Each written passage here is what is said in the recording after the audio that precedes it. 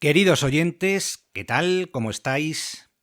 Pues sí, el episodio de hoy, y no sé si los que vendrán a continuación, va a ser sin música de fondo. Un poco más adelante os explico el motivo. En fin, espero que estéis bien, a pesar de estos cambios meteorológicos que tanto afectan a la moral de la gente. Y ya sabéis, mi nombre es José Antonio Méndez, os mando un saludo desde la ciudad de Cáceres y os doy la bienvenida a un nuevo episodio de Comentarios desde la Barrera. Antes de empezar con el episodio de hoy, quería comentaros dos cosillas. Supongo que mis seguidores más fieles habrán notado que ha pasado prácticamente un mes desde que colgué el último episodio. Ya sabéis que normalmente suelo hacer más o menos 2 episodios al mes, pero desde que en diciembre pasado me pillara un catarro de muy señor mío, pues tengo la voz bastante tocada y no termino de recuperarme del todo. Es un auténtico suplicio ponerse delante del micrófono a grabar y de repente empezar a toser o notar que la voz no te responde como uno quiere, con carraspeos continuos. Así que aquí me tenéis, con un botellín de agua al lado del ordenador para echar mano de él a las primeras de cambio. Un auténtico coñazo.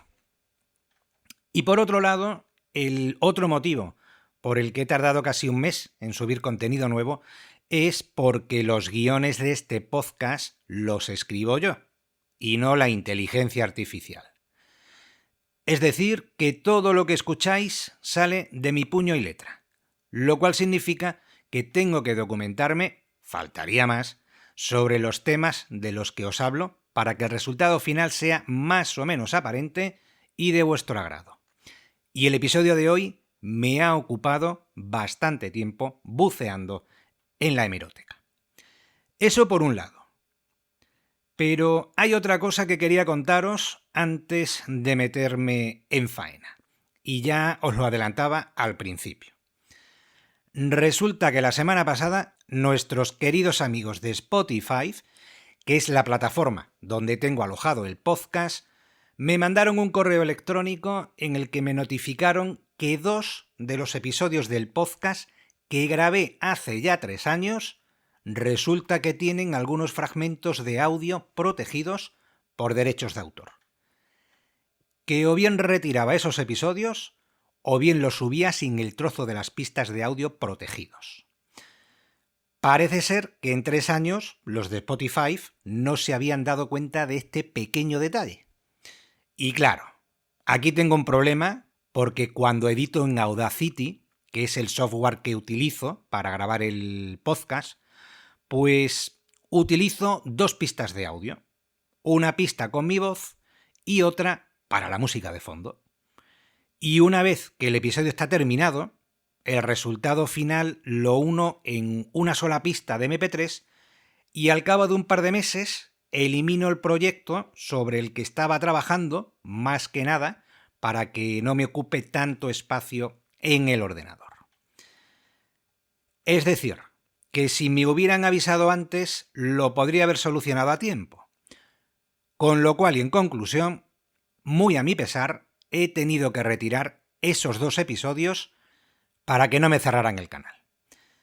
Y me da bastante rabia porque uno de esos episodios es precisamente uno de los más escuchados del canal, que no es otro que la primera entrevista que le hice al profesor Esteban Miracaballos con motivo de su biografía sobre Hernán Cortés.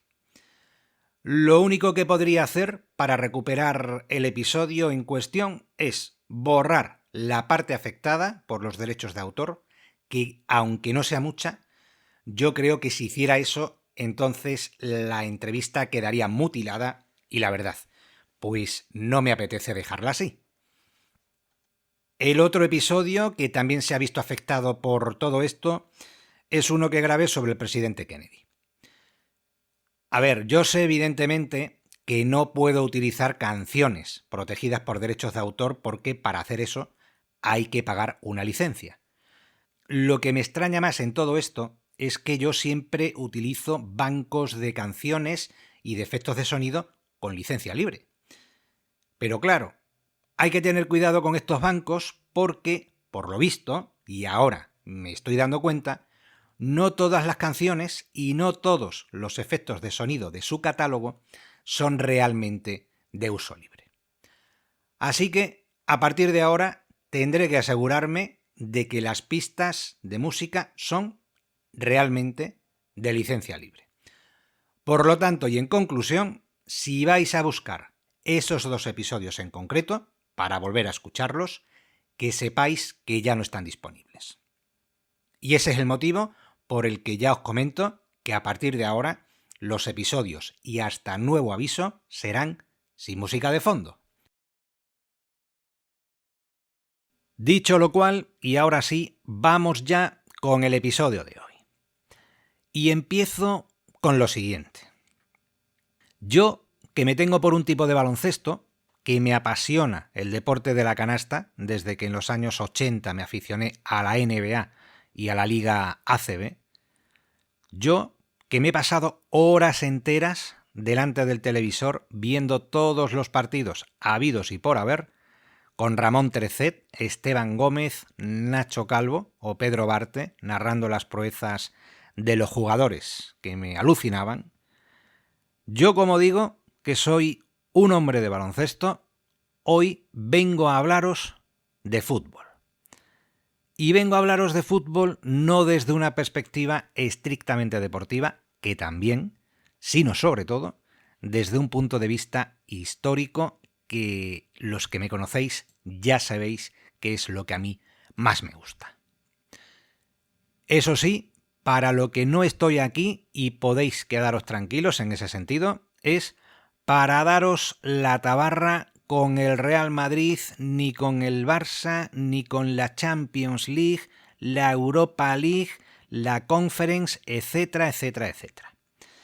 Ni siquiera para contaros las últimas victorias de la selección española entrenada por Luis de la Fuente, que, como ya sabréis, los más forofos, pues acaba de clasificarse para la fase final de la Nations League. No, queridos oyentes, hoy no estoy aquí para nada de eso. Hoy vengo a hablaros de la primera edición de la Copa del Mundo de Fútbol que se disputó en Uruguay entre el 13 y el 30 de julio de 1930. ¿Y por qué? Os preguntaréis, siendo yo admirador del deporte inventado por James Naismith, dedico este episodio al primer mundial de fútbol de la historia. Pues la verdad sea dicha, no tengo una respuesta para eso. Si acaso hubiera un motivo aparente, quizás sea porque el año que viene es año de mundial, el que van a organizar Estados Unidos, México y Canadá, en la que será la 23 edición de la Copa Mundial de la FIFA. Y ese, como digo, pudiera ser el motivo. Pero vamos, que tampoco lo tengo yo muy claro. El caso es que hoy vengo a hablaros de fútbol, que más que un deporte ya sabéis que es uno de los negocios más lucrativos del mundo. Esto sin lugar a dudas. Nos pueden quitar cualquier cosa, hasta la libertad, como sucedió durante la pandemia. Pero el fútbol, eso sí, que no nos lo toquen. Que nos meten el miedo en el cuerpo diciéndonos que Europa está en guerra y que tenemos que prepararnos para lo peor comprándonos una mochila de supervivencia, pues no pasa absolutamente nada. Iremos al Decathlon o al Sprinter y nos compraremos la mochila sin rechistar. Mientras sigan echando fútbol por la tele y a todas horas, sin pegas.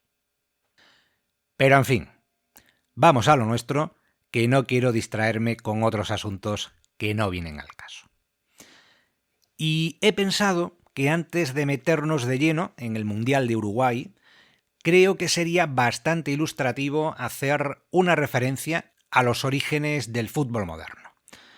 Orígenes que se remontan a 1863, año de la fundación de la Asociación Inglesa de Fútbol. Es cierto que en la antigüedad ya había manifestaciones de actividades que guardaban cierta relación con los juegos de pelota. Pero pasando por alto esa fase primitiva, podemos afirmar que el antecedente más inmediato del fútbol actual lo encontramos entre finales de la Edad Media y principios de la Edad Moderna. En concreto, en 3 modalidades que se practicaban en Francia, en Inglaterra y en Italia. Me estoy refiriendo al soulé francés, al llamado fútbol de carnaval británico y al calcio florentino en Italia. En esas 3 variantes del fútbol había, por supuesto, 2 equipos que se enfrentaban entre sí y una pelota que había que mover a un objetivo concreto para puntuar. En el soulé francés y en el fútbol de carnaval, ese objetivo, por ejemplo, era llevar la pelota a un lugar determinado, como la chimenea de una casa o a un molino. Y ahí podían participar, y de hecho lo hacían, pueblos enteros, y valía absolutamente de todo. La fuerza física y la violencia eran consustanciales al juego. Sin embargo, en el calcio florentino, que era bastante más refinado y menos violento, los 27 jugadores que estaban permitidos por cada equipo tenían que meter la pelotita en un agujero que había en los extremos de cada campo. Pero sería Inglaterra el país que le dio una vuelta de tuerca al asunto. Durante el siglo XVI, las distintas variantes de fútbol que se practicaban en las islas británicas se incorporaron a la educación física de sus escuelas privadas.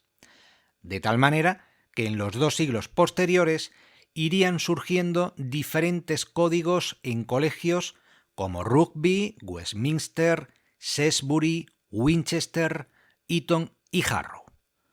Colegios, cada uno de ellos, que conceptuaban de manera distinta el uso de las manos y de los pies para desplazar la pelota o que aceptaban un mayor o menor grado de violencia en el juego.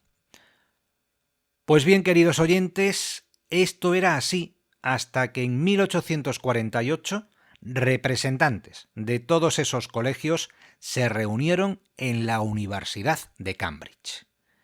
Y así fue como nacieron las reglas de Cambridge, que sentaron las bases fundamentales del futuro reglamento del fútbol.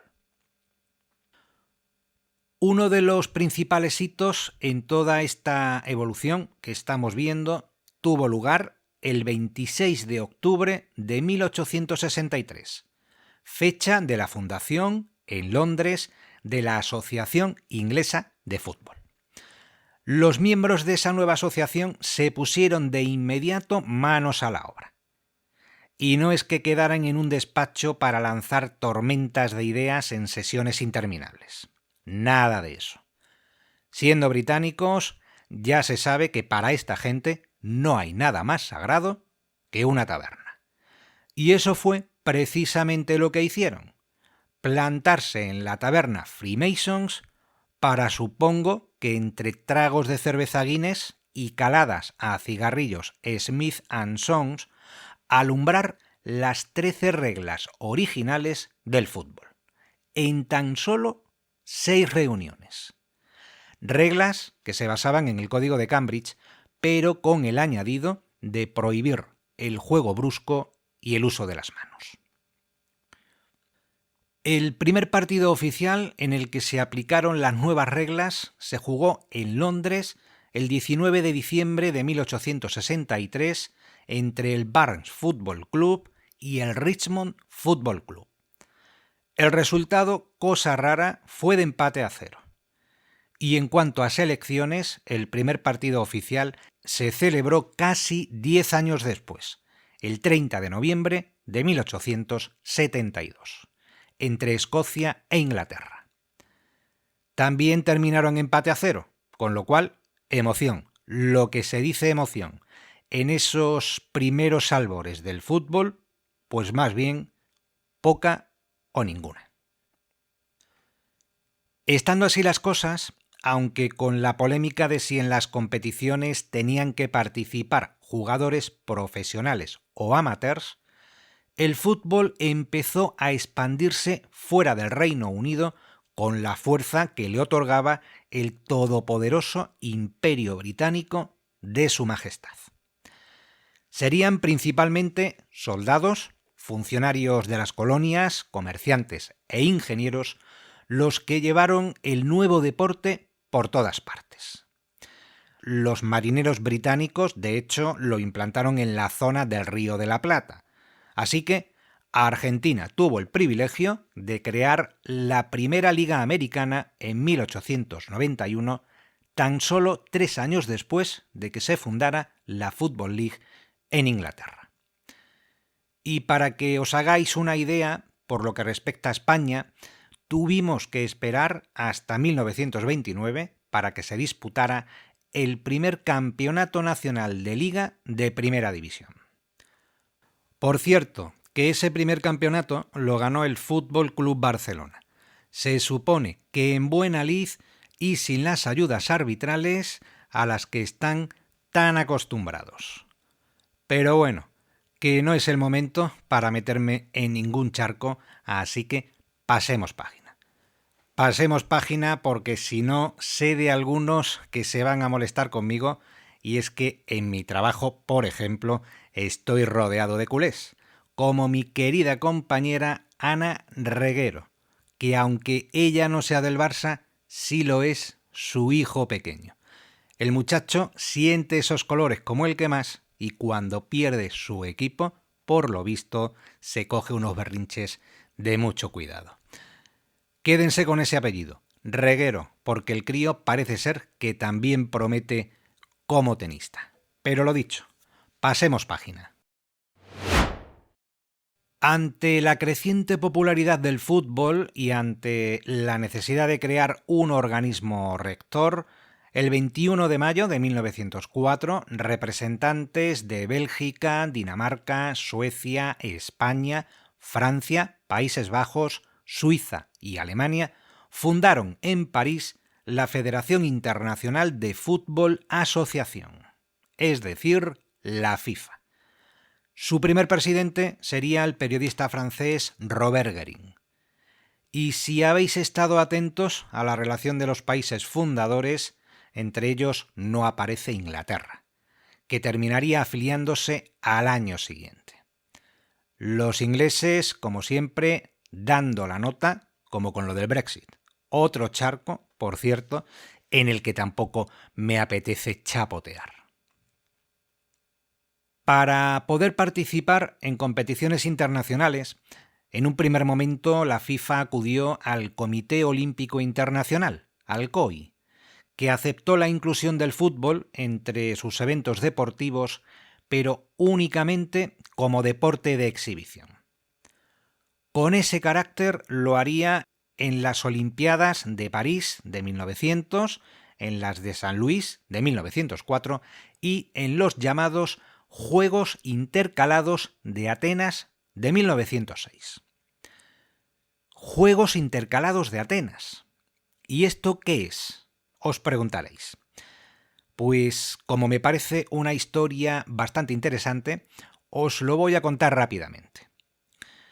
Lo de los Juegos Intercalados fue ni más ni menos que un intento por parte del COI de recuperar el protagonismo que los Juegos Olímpicos perdieron en las ediciones de París y de San Luis por el hecho de que en esas dos ciudades los Juegos Olímpicos coincidieron prácticamente en las mismas fechas con la celebración de la Exposición Universal, hasta el punto de que los Juegos Olímpicos se consideraron como un torneo secundario dentro de la Exposición Universal.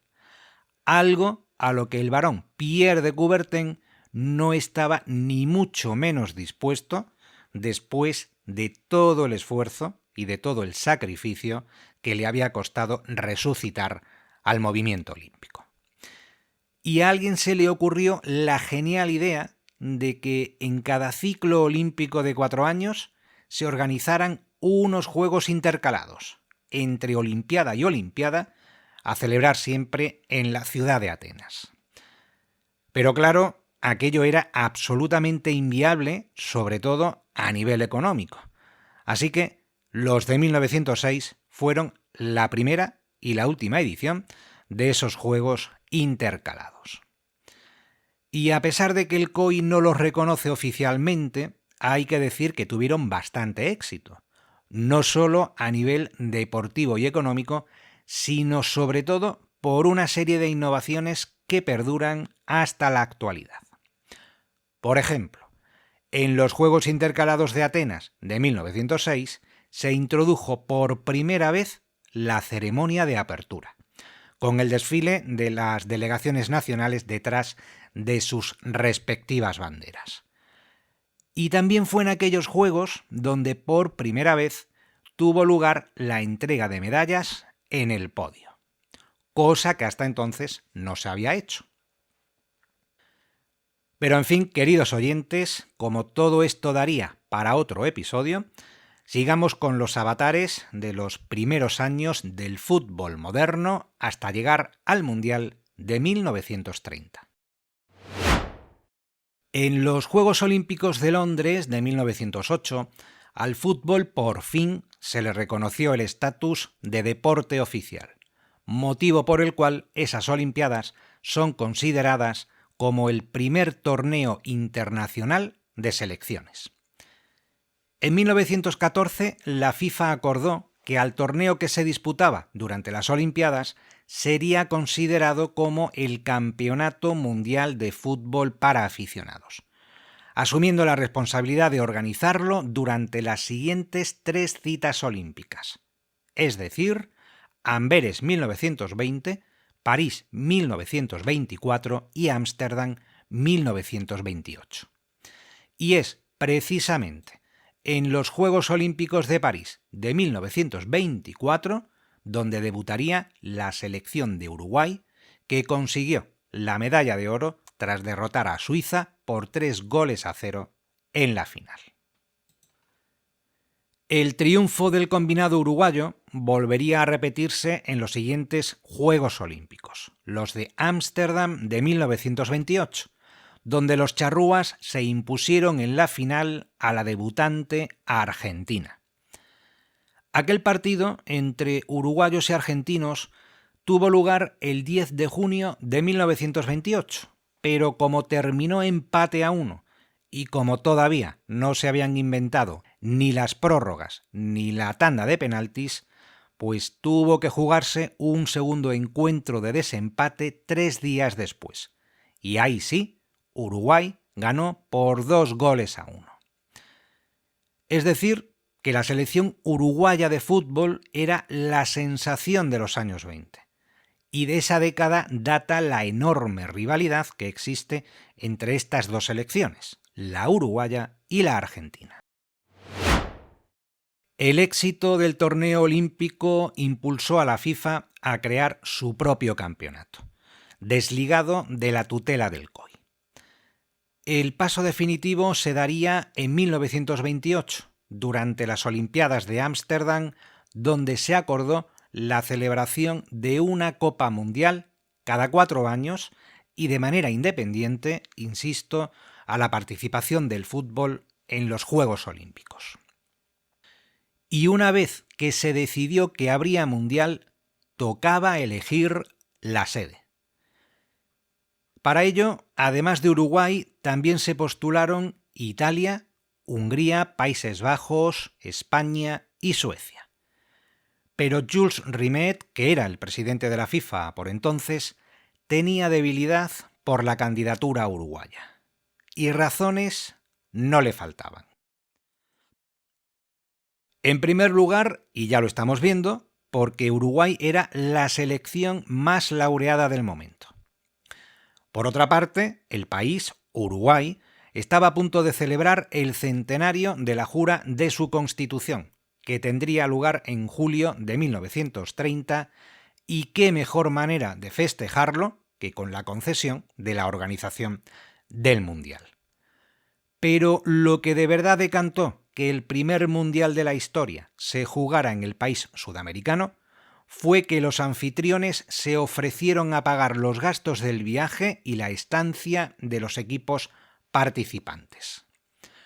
Todo un detallazo si tenemos en cuenta la crisis económica y financiera generada a partir del hundimiento de la Bolsa de Nueva York en octubre de 1929.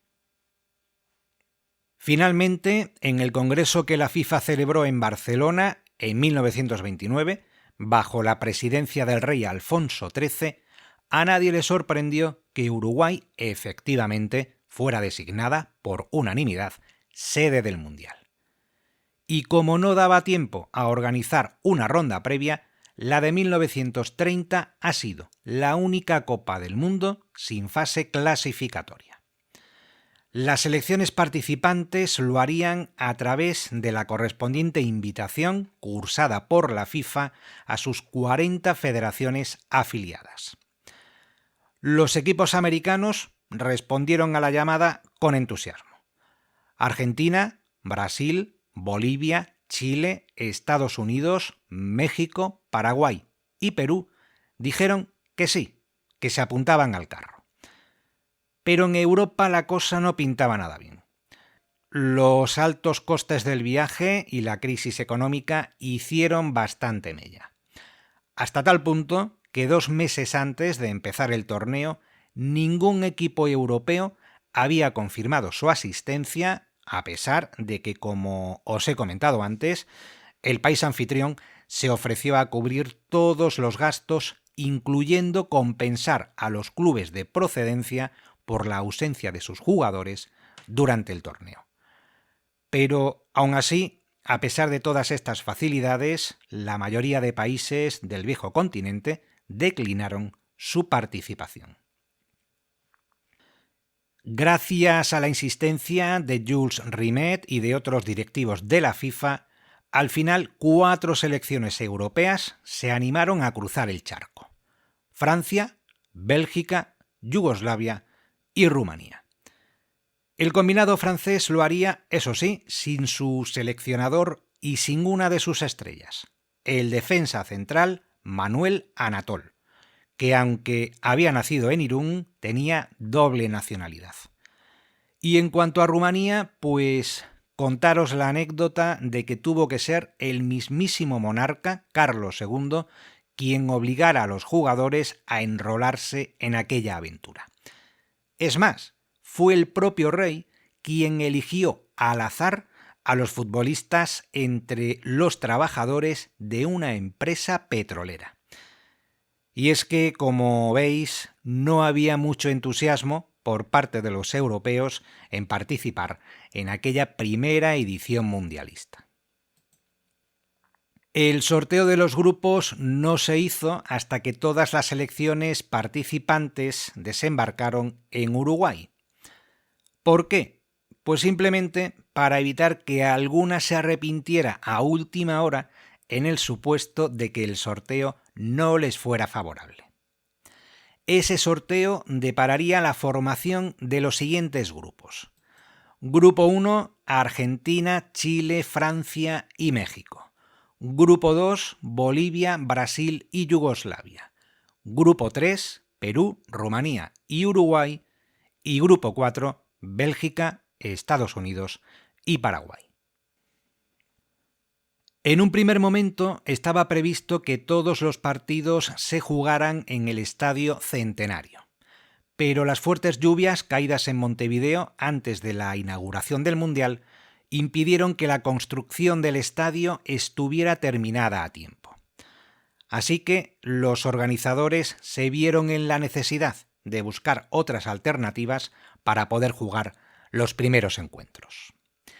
Y esas alternativas recayeron en el estadio Gran Parque Central, con capacidad para 20.000 espectadores, y en el estadio Pocitos, que era el campo en el que jugaba el Club Atlético Peñarol y que tenía una capacidad de apenas 1.000 aficionados. En estos 2 escenarios, por lo tanto, se jugaron el mismo día y a la misma hora los 2 primeros partidos de la Copa del Mundo de Uruguay de 1930. El Estadio Centenario no se inauguró hasta el 18 de julio con el Uruguay-Perú como contrincantes y con el belga John Langenus como árbitro principal.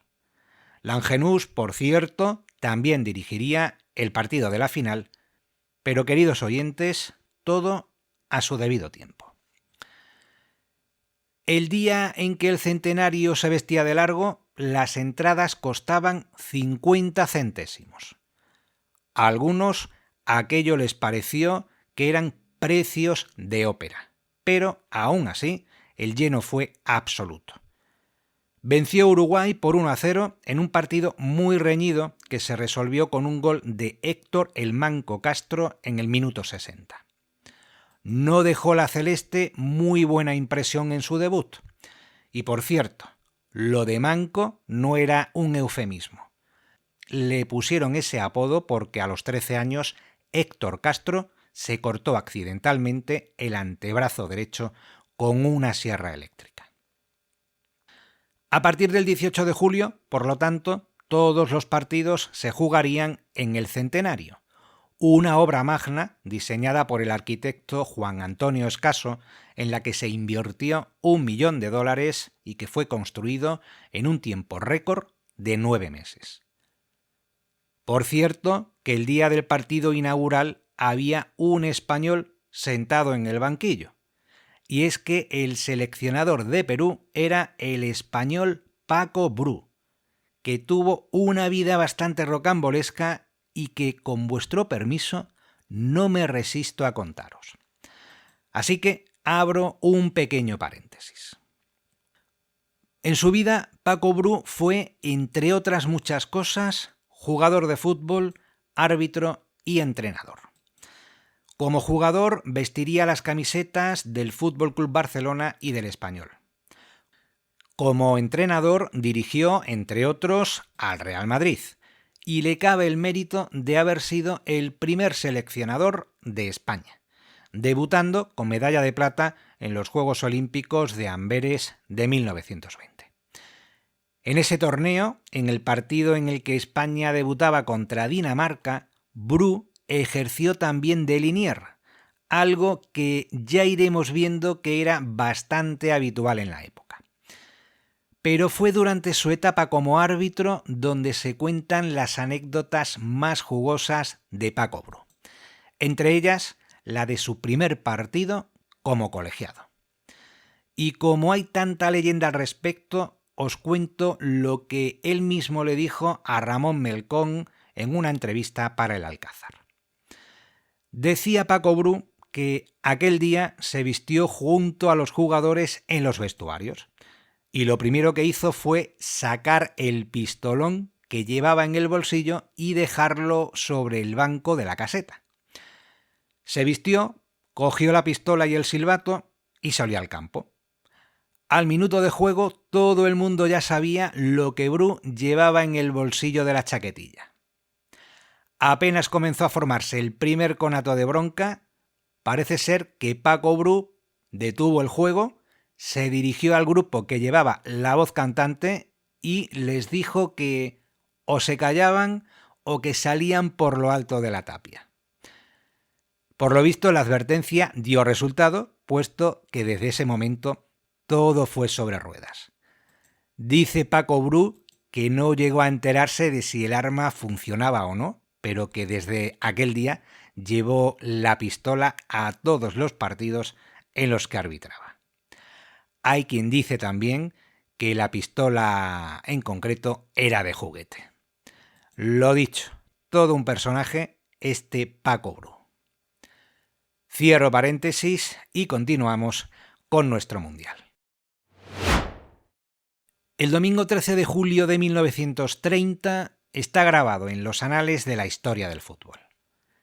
Ese día, bajo una intensa nevada, a las 3 de la tarde, hora local, se jugaron simultáneamente los dos primeros partidos del Mundial.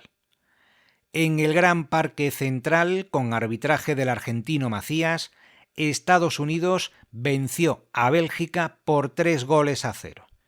Y en el Estadio Pocitos, actuando como juez de la contienda, el uruguayo Domingo Lombardi Francia superó a México por 4-1. Una selección mexicana que también estaba dirigida por otro español, Juan Luque de Serrallonga. 8 goles se marcaron en esos 2 primeros partidos. Nada mal para empezar.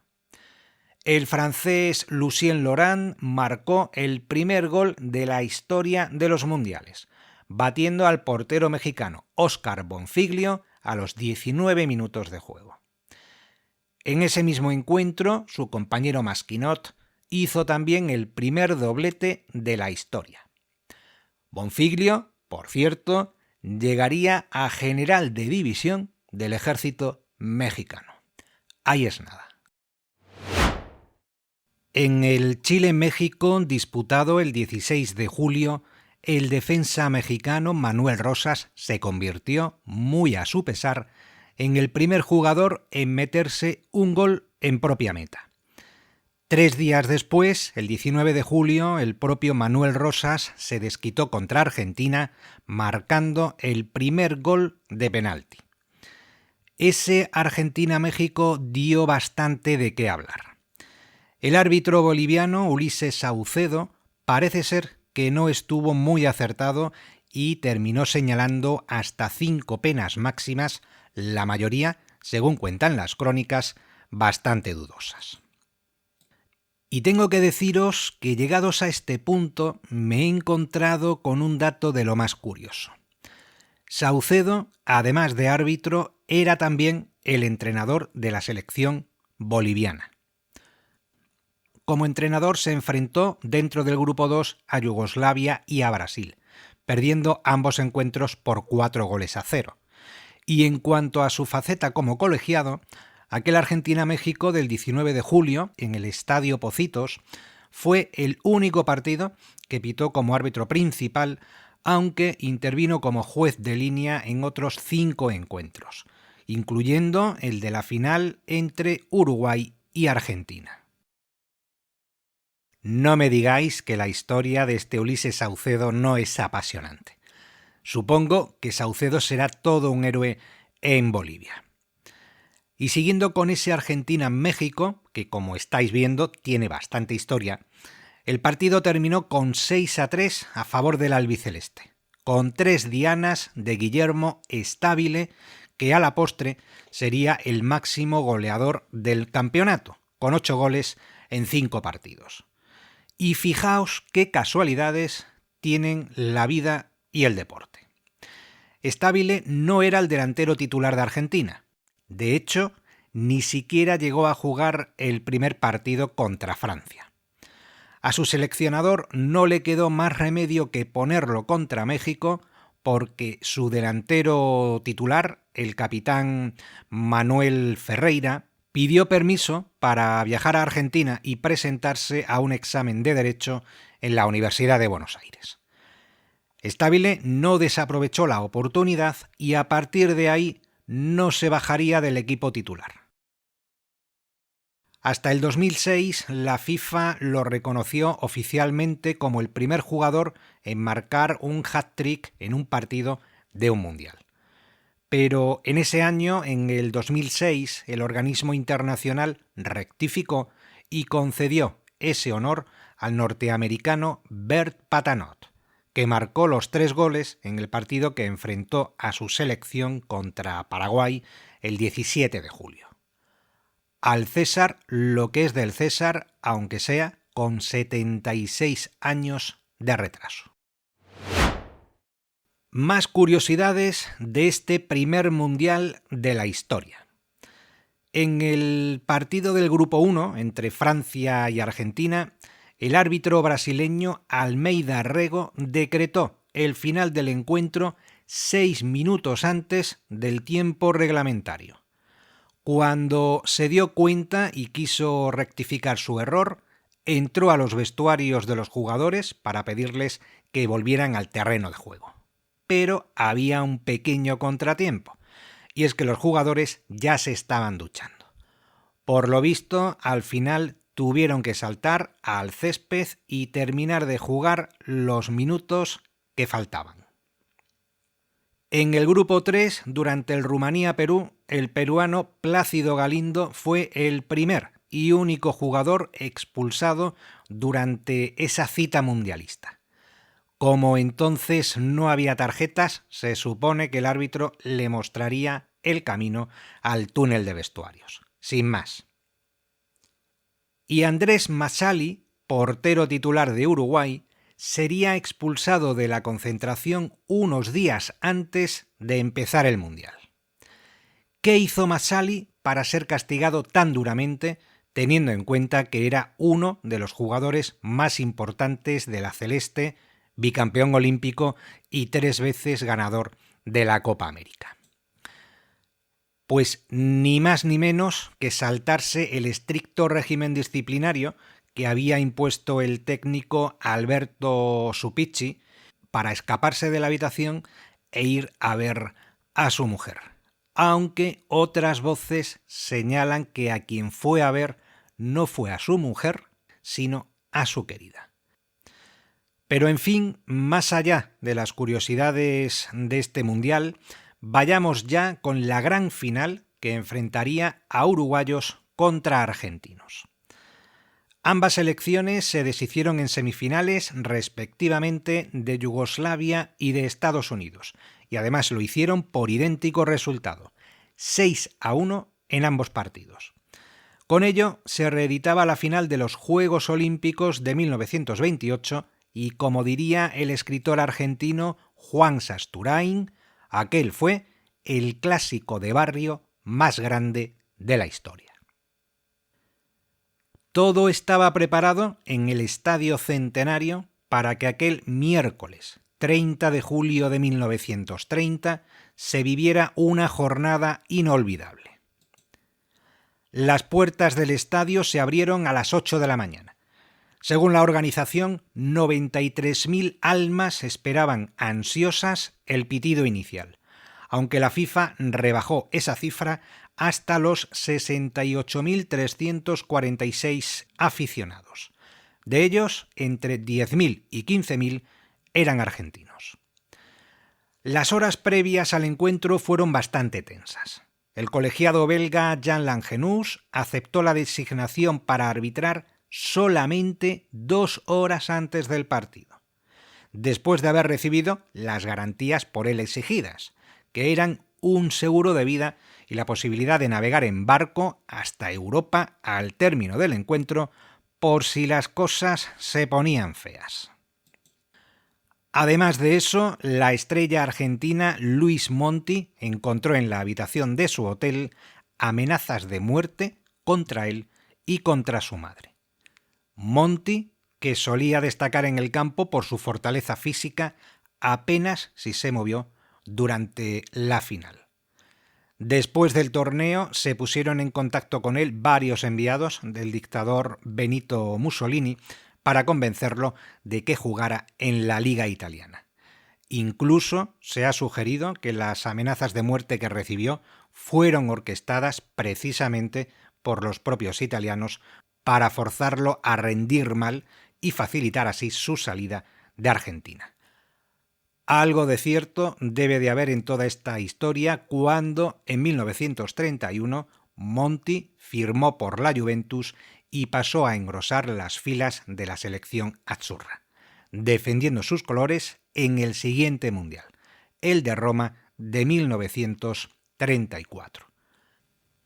El propio Monti recordaría posteriormente la presión que sufrió en esas 2 finales al reconocer que en 1930 en Uruguay le querían matar si ganaba y 4 años más tarde, en la final de Roma entre italianos y checoslovacos, también le querían matar en caso de que perdiera. Por suerte para él no se cumplieron los pronósticos, puesto que perdió la final de Uruguay y ganó la de Italia. Pero volvamos a la final de 1930 y al Estadio Centenario. Los primeros en saltar al terreno de juego fueron los argentinos, impecablemente ataviados con una chaqueta que parecía recién planchada. Como no había un balón oficial, cada equipo quiso jugar con el suyo propio. el colegiado resolvió el entuerto lanzando una moneda al aire. La suerte, en este caso, favorecería a Argentina, aunque algunas fuentes aseguran también que la primera parte se disputó con el balón argentino y la segunda con el de Uruguay. Los capitanes José Nasazzi por Uruguay y Manuel Ferreira por parte argentina se estrecharon las manos, se desearon suerte y acto seguido el colegiado belga señaló el inicio del encuentro. Seguro que algún rezagado andaba todavía acomodándose en el graderío cuando a los 12 minutos de juego Pablo Dorado adelantó a los locales en el marcador. La alegría les duró poco tiempo, puesto que en el minuto 20 Argentina empataría con gol de Carlos Peucel. Y a falta de 8 minutos para el descanso, saltó la sorpresa cuando Stabile puso por delante a su selección. Al final de la primera parte se llegó con el resultado de 1-2 favorable a Argentina. En los vestuarios, supongo que los uruguayos debieron conjurarse para mantener el pabellón en lo más alto posible y no decepcionar a sus seguidores, que sin duda se tomarían bastante a mal el que su selección cayera derrotada en casa ante el eterno rival. Hay mucha leyenda negra alrededor de lo que sucedió durante el descanso de aquella final. Se habla incluso de que algún jugador argentino comentó que si ganaban no saldrían vivos de allí, puesto que todo estaba preparado para que los anfitriones se llevaran el gato al agua. Como quiera que sea, tras la reanudación, los charrúas tomaron el mando del partido y remontaron gracias a los goles de José Pedro Cea, Santos Iriarte y Héctor el Manco Castro. 4-2 sería el resultado final que reflejó el luminoso. Justo vencedor Uruguay después de haber contado por triunfos todos sus partidos. Al día siguiente se declaró fiesta nacional para que la hinchada festejara, como se merecía, aquel entorchado, que consagraba a su selección como la mejor de la década. Los jugadores uruguayos han sido los únicos campeones del mundo que no pudieron tocar la copa diseñada por el francés Abel Lefleur. Esta copa, de 35 centímetros de altura, 4 kilos de peso, hecha a base de oro macizo y de piedras semipreciosas y con un valor de 50.000 francos franceses de la época, ni siquiera estuvo aquel día en el estadio. Ese sigue siendo uno de los grandes enigmas de aquel mundial.